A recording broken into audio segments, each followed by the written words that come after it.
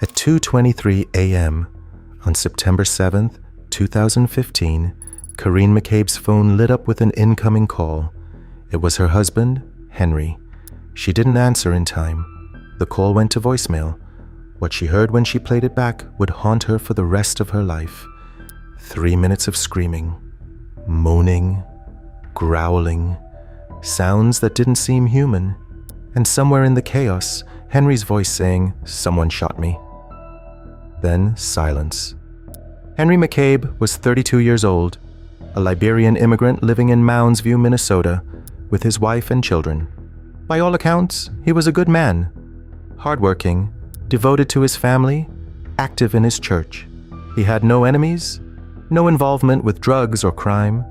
He was just a regular guy trying to build a life in America. On the night of September 6, 2015, Labor Day weekend, Henry went out with some friends to a nightclub in Minneapolis. It was supposed to be a casual night out. Drinks, music, a break from the routine. His wife stayed home with the kids.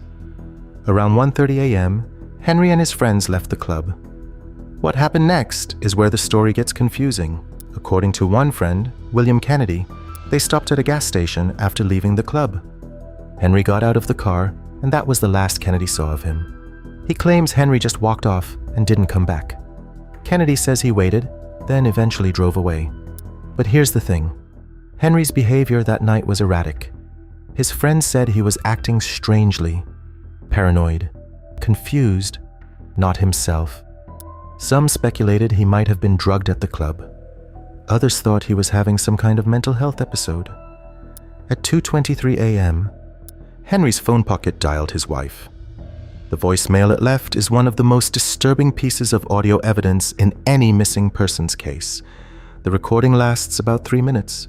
You can hear Henry making sounds, screaming, groaning, what some describe as growling. It doesn't sound like a normal human voice. It sounds like someone in extreme distress, or pain, or terror. At one point, you can hear what sounds like Henry saying, "Someone shot me." There are other noises too, sounds that investigators have never been able to explain. Some people who've listened to the voicemail describe it as animalistic. Others say it sounds like someone being attacked. A few have suggested it sounds like Henry was having a seizure or some kind of medical emergency. But no one has been able to definitively explain what's happening in that recording. When Corinne heard the voicemail, she immediately called Henry back. No answer. She called again and again throughout the night and the following days. Nothing. Henry McCabe had vanished. Police launched a search. They tracked Henry's phone to an area near Rush Lake in Mounds View, not far from his home. They searched the area but found nothing. His wallet and some personal effects were later discovered along a road, but there was no sign of Henry himself. 2 months later, on November 2nd, 2015, a fisherman spotted something floating in Rush Lake. It was Henry's body. He'd been in the water for weeks, decomposed beyond easy recognition. The medical examiner ruled his death a drowning. There were no obvious signs of trauma, no gunshot wounds, yet nothing to explain what had happened. But that ruling raised more questions than it answered. How did Henry end up in the lake? The water was cold, too cold to survive for long. If he'd fallen in accidentally, why was he in that area at all? Why did his friends leave him alone at a gas station in the middle of the night? And most importantly, what happened during that voicemail? The official finding of drowning didn't explain the screaming. It didn't explain the growling. It didn't explain Henry saying he'd been shot. There was no gunshot wound on his body. The theories range from tragic accident to something much darker. Some believe Henry was drugged at the club and wandered off in a confused state, eventually falling into the lake and drowning. Yet the strange sounds on the voicemail could have been the effects of whatever substance was in his system, causing him to hallucinate, become disoriented, make noises that didn't sound human. Others think Henry was the victim of foul play, that someone attacked him after he left the gas station, that the voicemail captured the sounds of an assault, that whoever heard him dumped his body in the lake to cover up the crime. His friends' stories have been questioned. Why did William Kennedy leave Henry alone at a gas station in the middle of the night? Why didn't he wait longer? Why didn't he call the police when Henry didn't come back? The voicemail itself has been analyzed by audio experts, true crime researchers, and countless internet detectives. Nobody can agree on what they're hearing. The growling sounds remain unexplained. Some hear an animal, some hear a human in extreme pain, some hear something else entirely.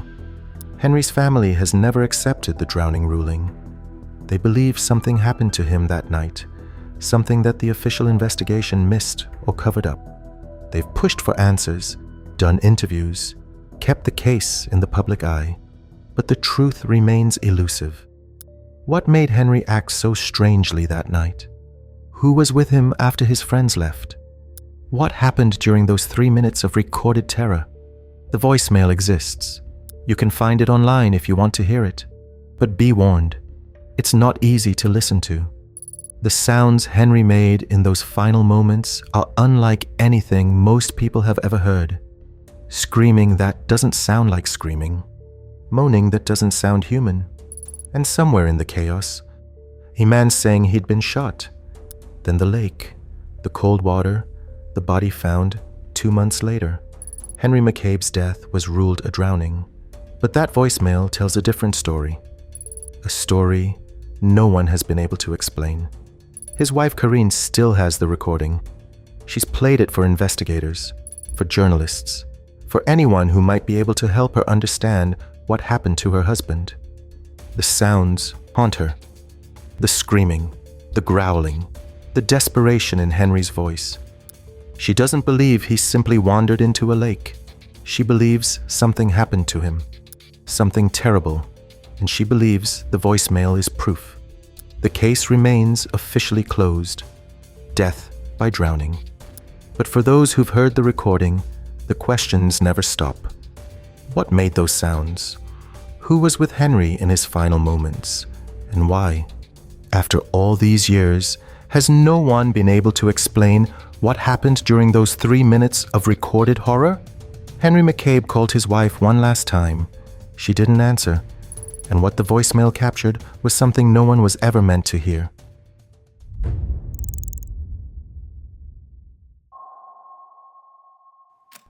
In June 1989, a woman found a Polaroid photograph in a parking lot in Port St. Joe, Florida.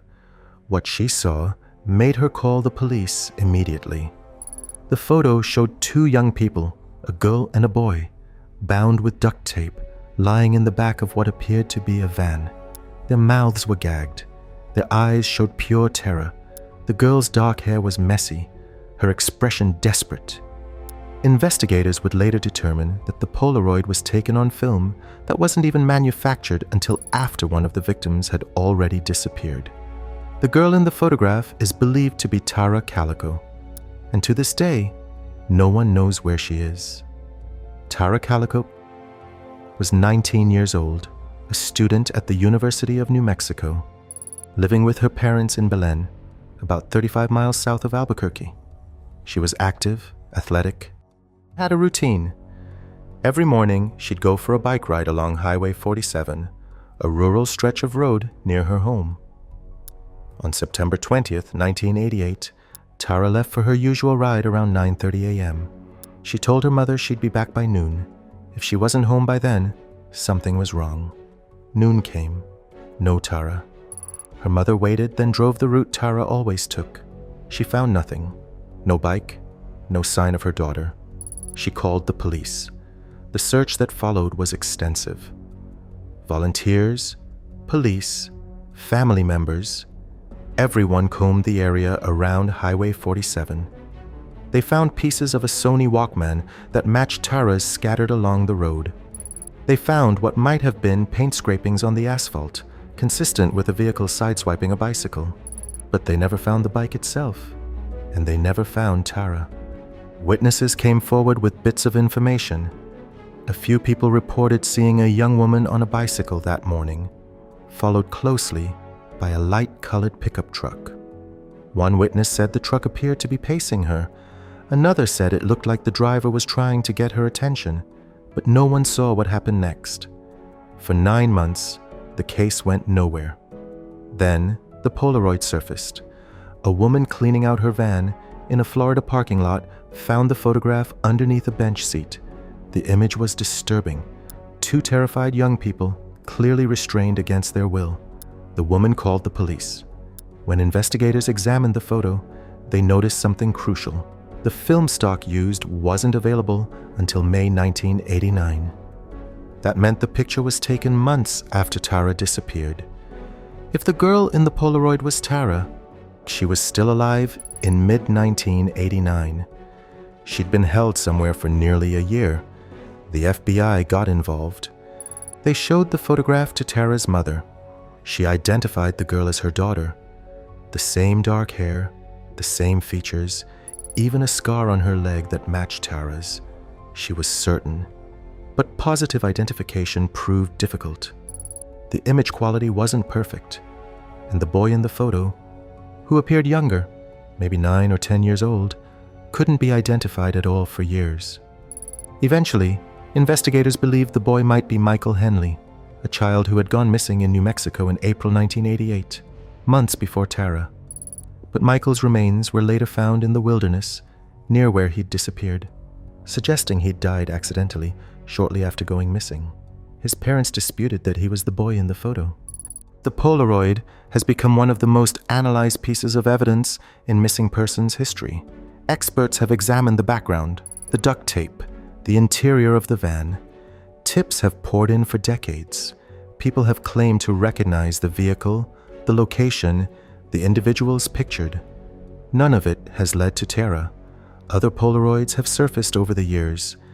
At least 2 more photographs that some believe show Tara in captivity, but none have been definitively authenticated.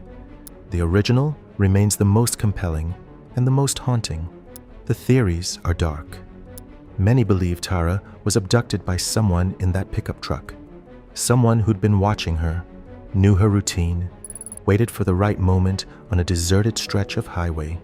She was taken, held captive somewhere, and photographed in that van. As some investigators have focused on local suspects, people with histories of violence or sexual offenses who lived in the Belen area. There were rumors for years about who might have been involved, but no arrests were ever made. Several persons of interest have since died without confessing. The most chilling aspect of the case is the Polaroid itself. It's proof that Tara survived her abduction, at least for a while. Someone took that picture. Someone held her and that boy. Someone knew where they were. And someone dropped that photograph in a Florida parking lot, 1,000 miles from where Tara was last seen. Was it deliberate? A message? A trophy carelessly discarded? No one knows. Tara Calico would be 55 years old today. Her mother, Patty, spent decades searching for her daughter before passing away in 2006, never learning what happened. The case remains one of the most haunting, unsolved disappearances in American history. The Polaroid still exists, still studied, still unexplained. A frozen moment of terror, captured on film. 2 young people bound in the back of a van, the girl with dark hair, looking at the camera, begging for someone to find her. The FBI investigated the Polaroid extensively. They traced the film stock, analyzed the van's interior, studied the duct tape. They concluded the photograph was genuine, taken sometime after May 1989, months after Tara disappeared. If it's really her, someone kept her alive for at least that long. But the trail from the Polaroid went nowhere. The parking lot in Florida was a random stop. No witnesses saw who dropped it. No fingerprints were recovered. It was as if someone wanted the photo to be found. A message, a taunt, a cry for help that no one could answer. Tara's mother, Patty, never stopped searching. She investigated leads herself, traveled to Florida, pushed police to do more. She believed her daughter was alive, held captive somewhere, waiting to be found. She died in 2006 without ever learning the truth. The case has been featured on Unsolved Mysteries, America's Most Wanted, and countless true crime documentaries. Tips still come in, decades later. People claim to recognize Tara in old photographs, in crowds, in faces on the street. None of the tips have led to her. The Polaroid remains the most haunting piece of evidence. A young woman bound and gagged, looking directly at the camera. If that's Tara Calico, someone knows where she is. Someone took that picture. Someone held her captive. And someone, somewhere, knows what happened next.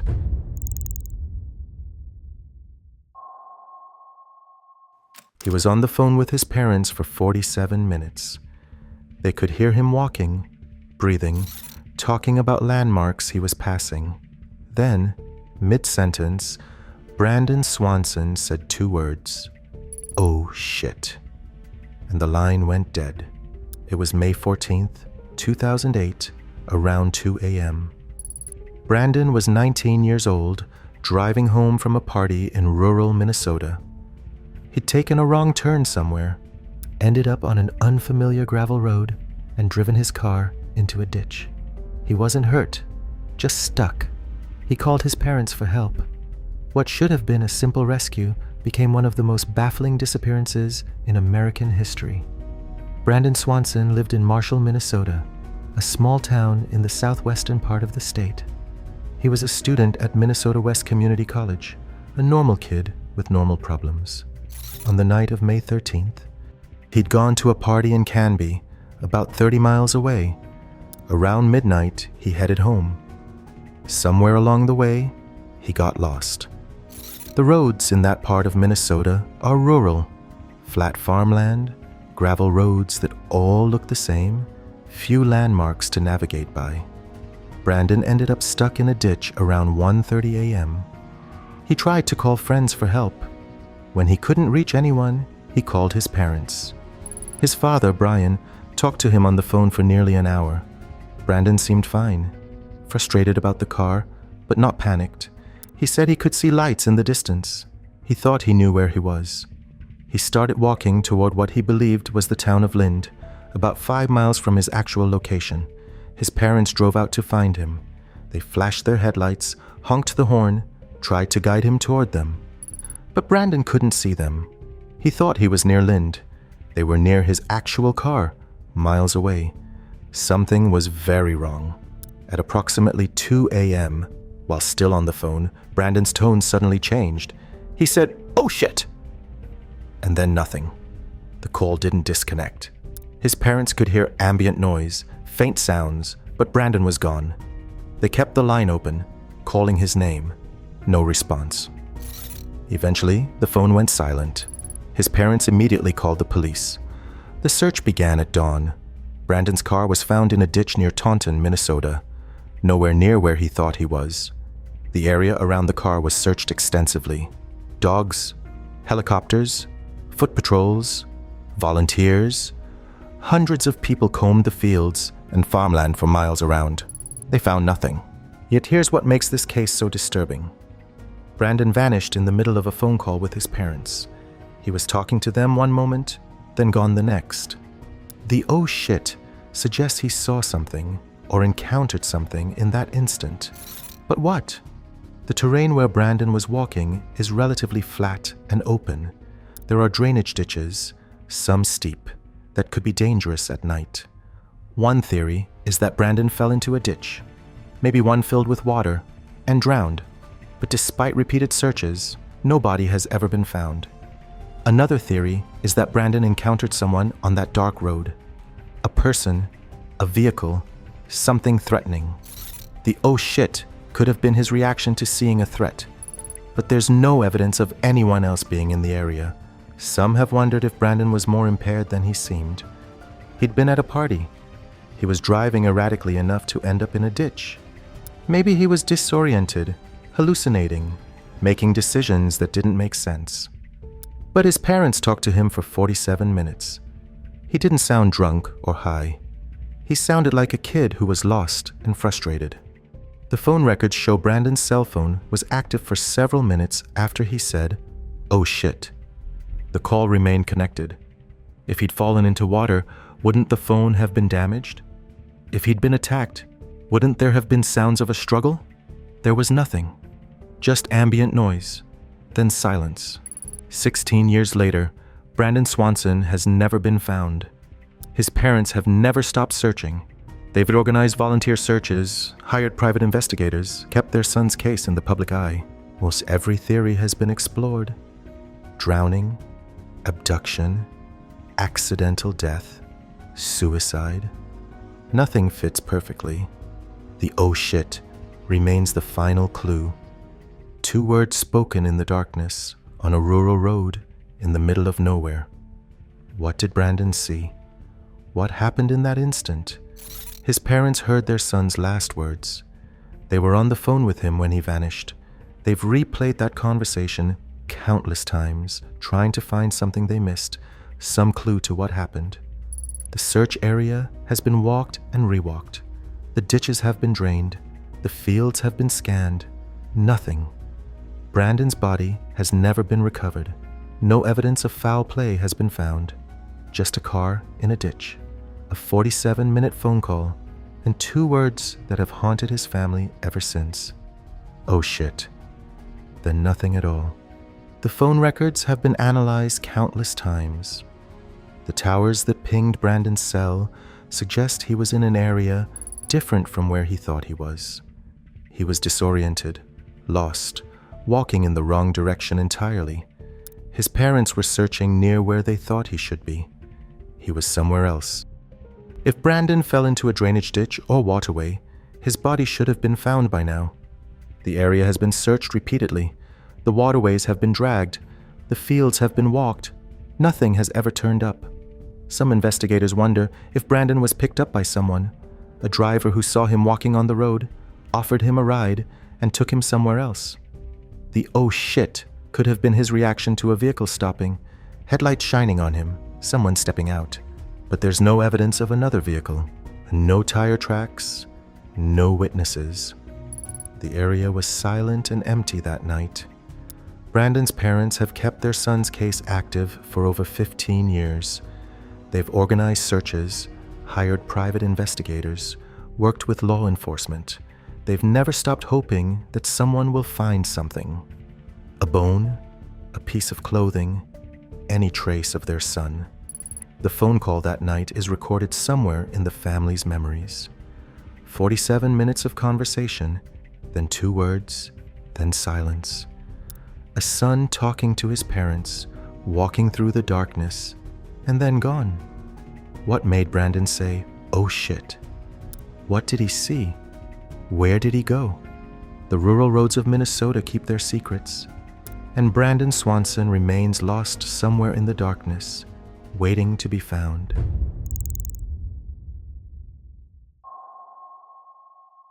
The home security camera captured something that still can't be explained.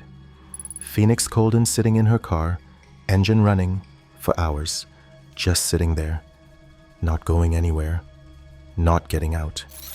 Then, suddenly, she drove away and never came back. It was December 18th, 2011, in Spanish Lake, Missouri, a suburb north of St. Louis. Phoenix was 23 years old, a college student living with her parents. By all accounts, she was a normal young woman, smart, quiet, maybe a little introverted, but something was wrong, and the footage from that day proves it. Phoenix's parents had a security camera that covered their driveway. The recording from December 18th shows Phoenix getting into her 1998 Chevy Blazer sometime in the early afternoon. The engine starts, and then nothing. She just sits there for hours. The camera captured her sitting motionless in the driver's seat, the car idling, going nowhere. She didn't get out. She didn't drive away. She just sat. Her parents were inside the house, unaware. They didn't know she was out there. When they finally noticed, Phoenix had already driven off. She was wearing pajama pants, a t-shirt, and slippers. She didn't take her cell phone. She didn't take her purse. She left with nothing but the clothes on her back and a tank of gas. That was the last time anyone saw Phoenix Colden. Her car was found 4 days later, on December 22nd, abandoned in East St. Louis, Illinois. The keys were still in the ignition. Her belongings were gone. There was no sign of where Phoenix had gone or what had happened to her. The footage of Phoenix sitting in her idling car has been analyzed by everyone who's looked at this case. What was she doing? Who sits in their car for hours, engine running, just staring ahead? Was she waiting for someone? Working up the courage to leave? Having some kind of mental break? Her parents said she'd been acting strangely in the weeks before she vanished. She was withdrawn, distant, not herself. She'd made comments that worried them, though they couldn't pinpoint exactly what was wrong. Some have speculated that Phoenix was dealing with mental health issues, depression, anxiety, something that made her retreat into herself. The hours spent sitting in the car could have been paralysis, indecision, a battle happening inside her mind. Others wonder if Phoenix was in some kind of trouble. Maybe she was waiting for someone to pick her up. Maybe she was being threatened and didn't know what to do. The fact that she left without her phone or purse suggests she either wasn't planning to be gone long or wasn't thinking clearly at all. The location where her car was found, East St. Louis, is a rough area. High crime, abandoned buildings, not the kind of place you'd go without a reason. Did Phoenix drive there deliberately? Did someone else take the car after she left it? No one knows. There were reported sightings of Phoenix in the weeks after her disappearance. Some people claim to have seen her at a gas station, at a bus stop, in different parts of the region. None of the sightings were ever confirmed. None led anywhere. Her parents have never stopped searching. They've kept her case in the news. He's hired private investigators, posted flyers throughout the region. They believe Phoenix is still alive somewhere, that she left for reasons they don't understand, that someday she'll come home. But the footage tells a different story. A young woman sitting in her car, motionless, for hours. Not calling anyone, not asking for help, just sitting in silence, engine running, going nowhere. What was she thinking in those hours? What happened in her mind that finally made her drive away? And where did she go when the camera lost sight of her? Phoenix Colden would be 36 years old today. Her parents still live in the same house, the same driveway where that footage was captured. They still have the security camera. They still watch the footage sometimes, trying to understand. The image of Phoenix sitting in that car, frozen, paralyzed, yet trapped in some invisible battle, is the last glimpse of her anyone has. The engine running, the minutes stretching into hours, and then, finally, movement. The car pulls out of the driveway. The camera watches it disappear down the street. She drove away and vanished into the world. The investigation into Phoenix's disappearance uncovered few leads. Her cell phone was never used again. Her credit cards were never accessed. If she's alive somewhere, she's living completely off the grid. No digital footprint, no financial activity, nothing.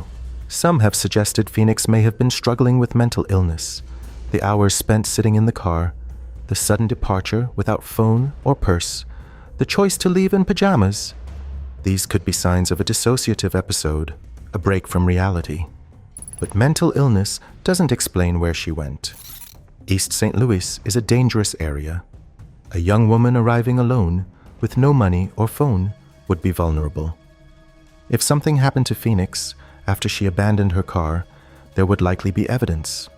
A body, a witness, something. Instead, there's nothing. Just an abandoned blazer and a family with no answers. Phoenix's father has continued searching for his daughter. He's walked the streets of East St. Louis, posted flyers, talked to anyone who might know something. He believes she's alive, that she left for reasons she couldn't explain, that someday she'll come home. Her case has been featured on various true crime shows and podcasts.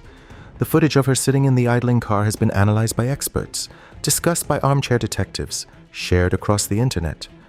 Everyone has a theory. No one has proof. The security camera captured Phoenix's final moments at home, sitting still, waiting, then driving away. If she's alive, she's been gone for over a decade now. A different person, living a different life, somewhere far from the driveway where she once sat for hours, going nowhere. And if she's not alive, the truth of what happened is buried somewhere no one has thought to look.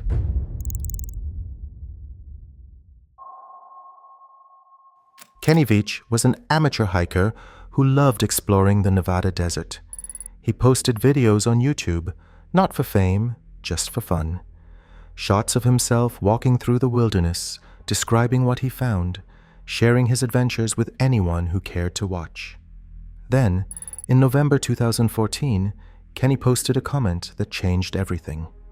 He'd found a cave, he said, an M-shaped opening in the side of a mountain near Nellis Air Force Base. And when he approached it, his whole body started to vibrate. He got scared, he turned around. He left. But the mystery of the M cave consumed him. And when he went back to find it again, Kenny Veach vanished forever. Kenny was a regular presence in the desert around Las Vegas. He hiked solo, often exploring areas that most people avoided. Remote, rugged terrain near restricted military installations. He was in his mid-40s, experienced in the outdoors, comfortable being alone in the wilderness. In late 2014, Kenny left a comment on a YouTube video about mysterious caves. He described finding a strange M-shaped cave entrance while hiking near Nellis AFB. When he got close to the opening, he said, his body began to vibrate. An intense, unsettling sensation that made him feel like something was wrong. He panicked and left without going inside. The comment went viral in certain corners of the internet. People were fascinated. What was the M cave? Why did it cause that vibration? Was it something natural or something more sinister? Maybe connected to the nearby Air Force Base. Kenny decided to go back and find it. He posted about his plans on YouTube. He was going to locate the M cave again, and this time he was going inside. Yet people warned him to be careful. Some thought he was making it up. Others were genuinely worried. On November 10th, 2014, Kenny Veach went hiking in the Sheep Mountain Wilderness area, northwest of Las Vegas. He told people where he was going. He was searching for the M cave. He never came back. His girlfriend reported him missing when he didn't return home. Search and rescue teams were dispatched. They searched the area extensively. Helicopters, ground teams, dogs. They found only one thing, Kenny's cell phone, placed on a rock near the entrance to an old mine shaft. The phone was undamaged. It wasn't dropped or lost. It looked like Kenny had placed it there deliberately. But why? His body was never found. The M cave, if it exists, was never located. The theories have multiplied over the years. Some believe Kenny encountered something genuinely strange in that desert. The vibrating sensation he described has never been explained. Was it a natural phenomenon? Underground equipment? Something else entirely? The proximity to Nellis Air Force Base, home to classified projects and restricted airspace, has fueled endless speculation. Others think Kenny took his own life. His girlfriend revealed after his disappearance that Kenny had struggled with depression, placing his phone on a rock, then walking into the wilderness to die. It fits a certain pattern. Maybe the M cave was real, or maybe it was a way to create mystery around his final days. Some believe Kenny is still alive, that he staged his disappearance for reason unknown. His YouTube presence, his comments about the cave, it all feels almost too perfect. Too designed to generate interest. But most who followed the case believe Kenny died in that desert. Whether by accident, by his own hand, or by something unexplained, he walked into the wilderness, searching for an answer, and became a mystery himself. The search teams never found his body. The desert is vast, the terrain unforgiving. A person could disappear completely out there, never to be found. Kenny's YouTube videos are still up. You can watch him hiking through the Nevada desert, narrating his adventures, pointing out interesting rock formations and wildlife. He seems happy, relaxed, in his element. And then there's the comment, the M cave, the vibration that made him turn back, and the final hike he never returned from. If the M cave exists, it's still out there, an M-shaped opening in a mountainside somewhere near Nellis. If Kenny found it again, we'll never know what he saw. His phone was placed carefully on a rock, like a bookmark, like a sign that he'd been there. Then, nothing. The vibration Kenny described has never been explained. Some have speculated it could have been caused by underground military activity. Nellis AFB is known for classified projects, underground facilities, testing that the public never hears about. If Kenny stumbled onto something he shouldn't have seen, the consequences could have been severe. Others think the vibration was natural. Perhaps an underground water source, geological activity, or simply Kenny's imagination running wild. The desert can play tricks on the mind, especially when you're alone for hours in extreme heat. But the M Cave, if it exists, has never been found by anyone else. Hikers have searched the area where Kenny claimed to have been. They've looked for the distinctive M-shaped opening. Nothing matching his description has turned up. Kenny's YouTube channel remains active. A digital memorial to a man who loved the desert and disappeared into it. The comments on his videos are filled with theories, condolences, and speculation. Some believe he faked his death. Others think he found something that got him killed. A few still search for the cave. His girlfriend's revelation about his depression added a new layer to the mystery. Was the M Cave story an elaborate setup for his own disappearance? A way to create intrigue around his final days? Or was it real? And did Kenny find something that he should have left alone? The Nevada desert is vast and unforgiving. People disappear in it every year. Some are found. Many are not. Kenny Veach became one of the desert's secrets the moment he walked away from his phone toward whatever was waiting for him in the mountains. The M Cave is either out there somewhere, vibrating in the rock, or it never existed at all. Either way, Kenny Veach is gone, and the mystery he left behind may never be solved.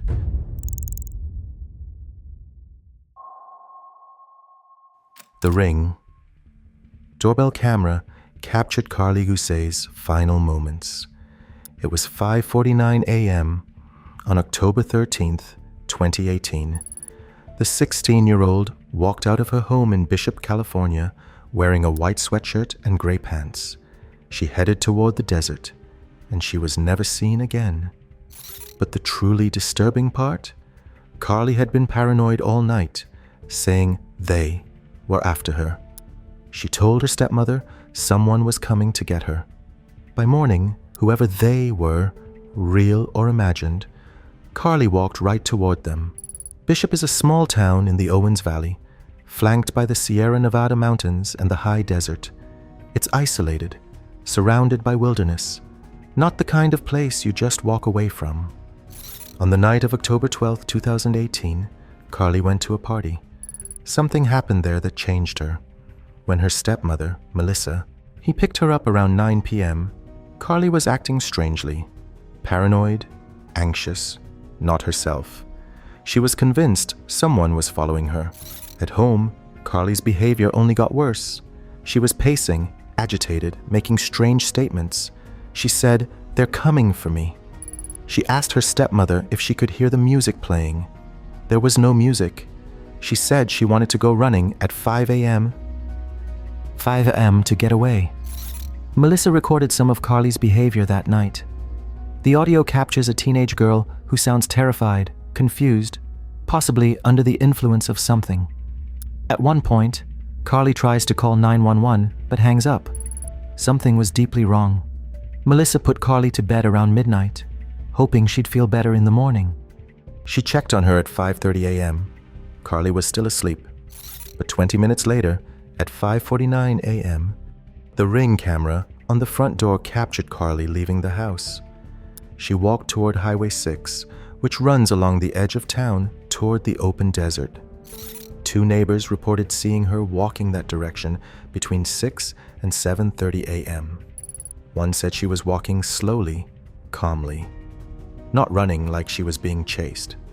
That was the last confirmed sighting. Carly's father reported her missing when he arrived home that afternoon. The search that followed was massive. Dogs, helicopters, drones, hundreds of volunteers on foot. They searched the desert, the mountains, the abandoned buildings around town. Nothing. The theories about what happened to Carly fall into several camps. Many believe she was under the influence of drugs that night. Possibly marijuana laced with something stronger, or a psychedelic that triggered a bad reaction. Her paranoid behavior, the hallucinations about them coming for her, the desire to escape, it all points to a drug-induced psychosis. If that's the case, Carly may have walked into the desert disoriented, believing she was fleeing from a threat that didn't exist. She could have wandered into the wilderness and died of exposure, her body hidden somewhere in the vast terrain. Others suspect foul play. Carly walked toward a highway. Someone could have picked her up. A passing driver who saw a young girl walking alone at dawn. In a town like Bishop, strangers are noticed. But on a highway, anyone could have been passing through. There have been dark theories about the party Carly attended that night. Who gave her drugs? Why was she so paranoid? Some have speculated that something happened at that party. Something that scared her, traumatized her, made her want to run. But no evidence has ever supported this. The ring footage is haunting because of how calm Carly looks. She's not running. She's not looking over her shoulder. She walks out of frame with what looks like purpose, like she knows where she's going. But where? Her father and stepmother have been interviewed repeatedly. Their accounts of that night have been scrutinized, analyzed, questioned. Some have found inconsistencies in their stories. Others have accused them of hiding something. Both have denied any involvement in Carly's disappearance. The relationship between Carly's biological mother and her father was complicated. There was tension, accusations, finger-pointing, but none of it has led to Carly. 5 years later, the case remains unsolved. The desert around Bishop has been searched again and again. No body has been found. No trace of Carly has turned up. The ring footage remains. A teenage girl walking out of her house in the early morning darkness, heading toward the highway, toward the desert, toward something that was waiting for her. Real or imagined. She was 16 years old.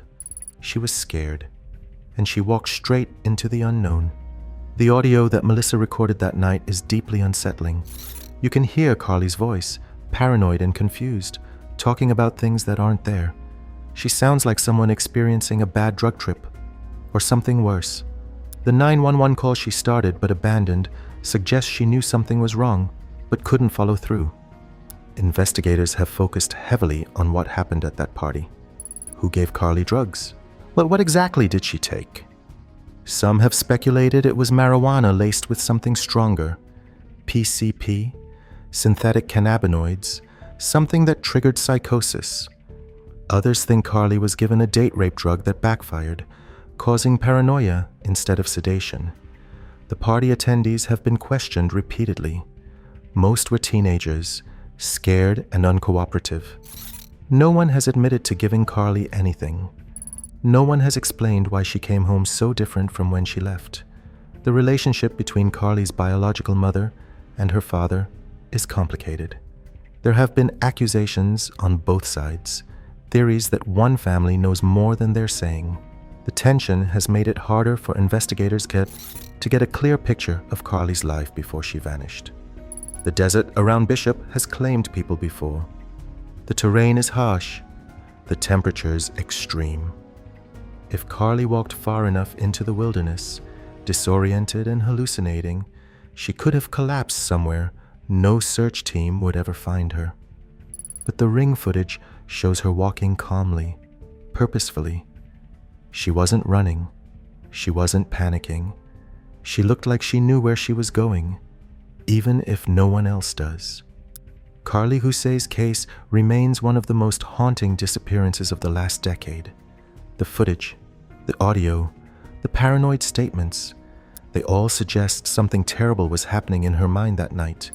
But what happened to her body, where she went after the cameras lost sight of her, remains a mystery. She walked toward the highway, toward the desert, toward whatever was waiting for her in the dark, and she never came back.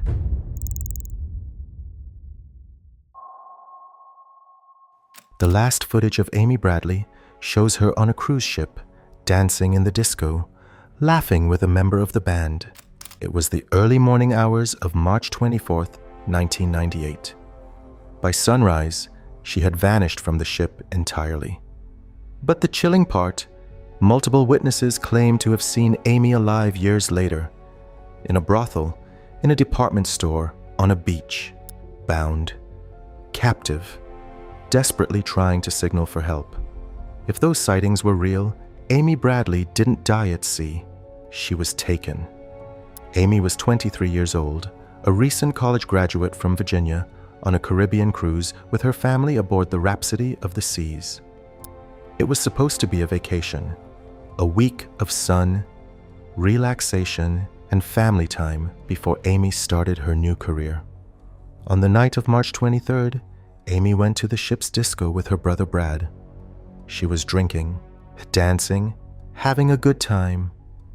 At some point during the night, she was seen spending time with Blue, a bass player from the ship's house band. Witnesses reported seeing them together on the dance floor. Around 1 a.m., Brad left the disco. Amy stayed behind to keep dancing. At 5:30 a.m., Amy's father Ron woke up and stepped onto the family's cabin balcony. He saw Amy sleeping in a deck chair on the balcony, dressed in the same clothes from the night before. He thought about waking her, but decided to let her sleep. At 6 a.m., he checked again. The deck chair was empty. Amy was gone. The ship docked in Curaçao later that morning. Amy never disembarked. A search of the ship found no trace of her. Her belongings, her shoes, her ID, all left behind in the cabin. Royal Caribbean's initial assumption was that Amy had fallen overboard. Yet the cruise line suggested she might have jumped or accidentally tumbled over the railing while intoxicated. But her family never believed that. The railings were high, nearly 4 feet. Amy was sober enough to make it back to the cabin and fall asleep on the balcony. How would she then fall overboard? And then the sightings started. In August 1998, just months after Amy's disappearance, a tourist in Curaçao claimed to have seen a woman matching Amy's description in a beach shop. The woman seemed frightened, on edge. When the tourist called out Amy, the woman's face changed. A flash of recognition, then fear. 2 men quickly ushered her away. In 1999, a Navy sailor reported seeing Amy in a brothel in Curaçao. He said she approached him and said, "My name is Amy Bradley. I'm from Virginia. Please help me." Before he could react, the man intervened and escorted her away. The sailor didn't report the encounter until months later. In 2005, a photo emerged that some believed showed Amy in the company of strangers, possibly in the Caribbean. The image was grainy, inconclusive, but Amy's parents saw their daughter in the woman's face. If these sightings were real, Amy didn't fall overboard. She was taken, abducted from the ship, trafficked into the sex trade, and held captive somewhere in the Caribbean. Human trafficking experts have said the circumstances fit a known pattern. Young American women have been targeted on cruise ships before. The ship docked in a port with known trafficking connections. Amy may have been drugged, removed from the vessel, and sold. But other investigators are skeptical. The sightings are inconsistent. The Navy sailor waited months to come forward. The photo has never been authenticated. If Amy fell overboard, accidentally or deliberately, her body would likely never be found. The Caribbean Sea is deep, full of currents and marine life. It's possible she simply slipped away in the darkness, and the later sightings are tragic cases of mistaken identity. Amy's family has never stopped searching. They've hired private investigators, worked with law enforcement, kept their daughter's case in the public eye for over 2 decades. The FBI has been involved. A $250,000 reward was offered for information leading to Amy's recovery, but no definitive answer has ever come. The cruise ship footage shows a young woman on vacation, dancing, enjoying herself. The band member she was with that night has denied any involvement. The crew members have been questioned. Everyone has alibis. And somewhere between 5:30 a.m., when Ron saw his daughter sleeping on the balcony, and 6 a.m., when he found the chair empty, Amy Bradley disappeared. The ocean keeps its secrets, But if Amy was taken that night, the people who have her may still be keeping theirs. Her family still hopes that Amy is alive, that she'll see her picture somewhere, recognize herself, find a way to escape. That one of those sightings was real, and that someday someone will help her come home. Until then, there's only the footage. A woman dancing on a cruise ship, laughing under the disco lights, hours before she vanished forever. The cruise line's handling of the case has been heavily criticized. Royal Caribbean initially treated Amy's disappearance as a potential overboard accident, not a criminal matter. Evidence may have been compromised. Witnesses may not have been properly interviewed. By the time the ship returned to port, valuable time had been lost. Amy's parents have pursued the case relentlessly for over 2 decades. They've traveled to the Caribbean multiple times, followed up on leads, hired private investigators. They've been on television, in newspapers, anywhere that might help find their daughter. The sightings have given them hope and heartbreak. Each report of Amy being seen alive raises the possibility that she could still be rescued. Each time the lead goes nowhere, they're devastated again. Human trafficking experts say that women taken into the sex trade often don't survive long. The conditions are brutal, the exploitation constant. If Amy was trafficked in 1998, the odds of her still being alive today are slim. But her family refuses to give up. They believe Amy is a survivor. They believe that if she's out there, she's fighting to get home. They've kept her picture in the public eye, updated age progression images, maintained hope against terrible odds. The ship's band member, Blue, was questioned extensively. He maintained his innocence, said he'd only danced with Amy briefly. Other crew members were investigated. No one was ever charged. The case has become a cautionary tale about cruise ship safety, about the vulnerability of young women traveling, about how quickly someone can disappear when they're far from home. Amy Bradley stepped onto that cruise ship for a family vacation. Somewhere between the disco and dawn, she disappeared. If she's out there, she's been waiting for over 20 years, waiting for someone to find her, waiting to come home.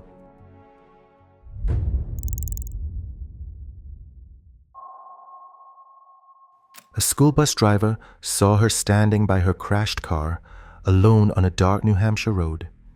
He asked if she needed help. She said no. He drove on, planning to call 911 when he got home. By the time police arrived 7 minutes later, Maura Murray was gone. That was February 9th, 2004.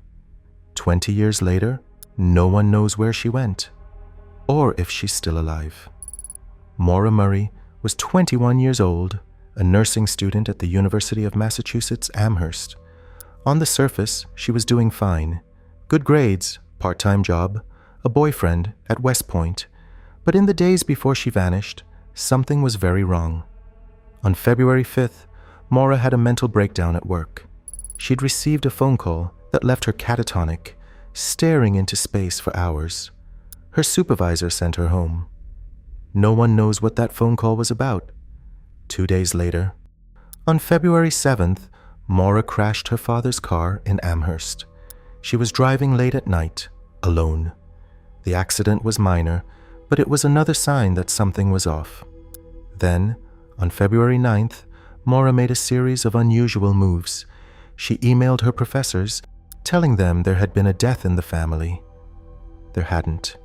She called her boyfriend's voicemail, saying she'd talk to him later. She printed directions from MapQuest to the Berkshires and Vermont. She packed her car with clothes, personal items, and a box of wine.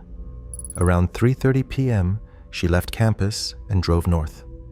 At 7:27 p.m., Maura crashed her Saturn sedan on Route 112 in Haverhill, New Hampshire, near the town of Woodsville.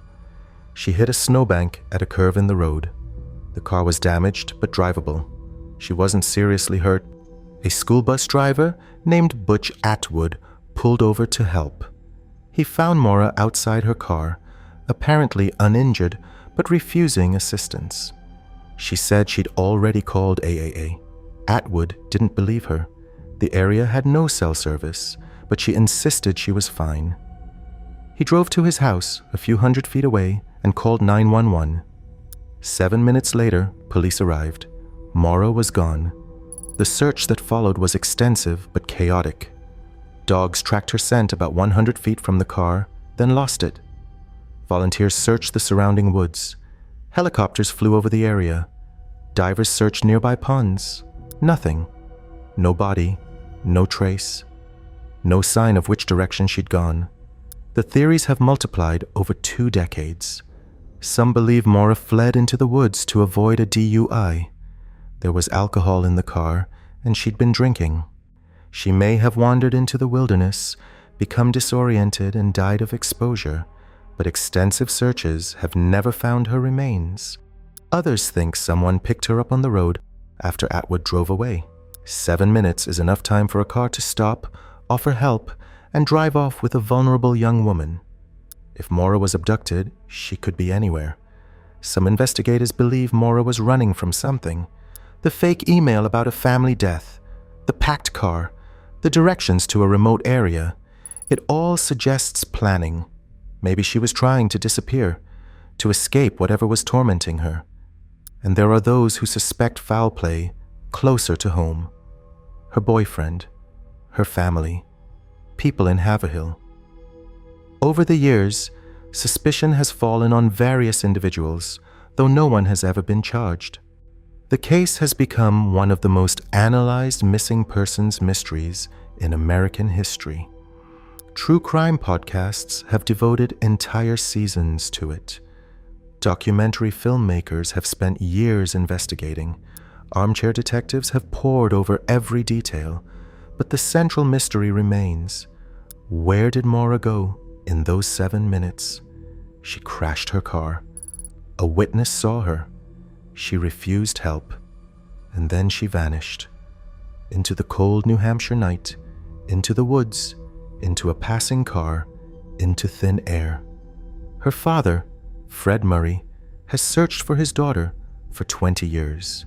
He's followed leads, hired investigators, walked those woods himself. He's never stopped believing she's out there somewhere. The ATM footage from the day she disappeared shows Maura withdrawing cash hours before the crash. She looks normal, calm, not like someone about to vanish forever. The last confirmed image of Maura Murray is that ATM footage. A young woman getting money for a trip she'd never complete. By nightfall, she'd crashed her car, refused help from a stranger, and disappeared into the darkness of rural New Hampshire. 7 minutes. That's all the time it took for Maura Murray to vanish completely. And 20 years later, no one knows where those 7 minutes took her. The search for Maura has continued for 2 decades. Volunteers have combed the woods around Haverhill multiple times. Divers have searched nearby ponds and rivers. Dogs have tracked scents that lead nowhere. The terrain has been mapped, photographed, analyzed by experts. Nothing. No body, no remains, no sign of where Maura went after refusing help from Butch Atwood. The 7 minutes between Atwood driving away and police arriving have been studied obsessively. Could someone have stopped on the road, picked Maura up, and driven off before the police arrived? It's possible. Route 112 isn't heavily traveled, but it's not deserted either. A vehicle could have passed without anyone noticing. Some investigators believe a local was involved, someone who knew the area, knew the roads, saw an opportunity. There have been suspicions about various individuals in Haverhill and the surrounding towns. None have led to charges. Others think Maura fled deliberately. She was running from something. Her life, her problems, whatever was tormenting her. She crashed her car, saw a chance to disappear, and took it. She walked into the woods and kept walking, or hitched a ride with a passing stranger, or found another way to vanish. The alternative is darker. Maura wandered into the woods, disoriented or desperate, and succumbed to the cold. New Hampshire winters are brutal.